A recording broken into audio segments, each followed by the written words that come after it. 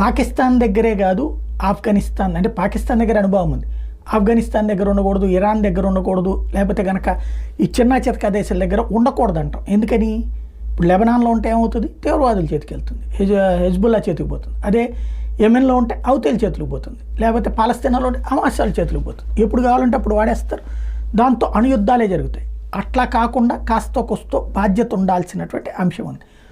ఇదంతా ఇప్పుడు ఎందుకు చెప్పాల్సి వస్తుందంటే, ప్రస్తుతం ఏదైతే ఇజ్రాయెల్ మీదకి కొన్ని క్షిపణుల్ని వాడారు, అవి కత్యూషా రాకెట్ లాంచర్ నుండి వాడారు. ఈ కత్యూషా రాకెట్ లాంచర్ అనేటటువంటిది రష్యా వాళ్ళ రాకెట్ లాంచర్ హెజ్బుల్లా అనే తీవ్రవాద సంస్థ చేతికి ఎట్లా వచ్చింది అంటే, అండర్ గ్రౌండ్ నెట్వర్క్ ఏదో నడుస్తుంది ఇరాన్ నుంచి లెబనాన్కి, ఇరాన్ నుంచి యెమెన్కి, ఇరాన్ నుంచి పాలస్తీనాకి. ఎందుకంటే అనేక మిస్సైళ్ళు సరికొత్తగా రష్యా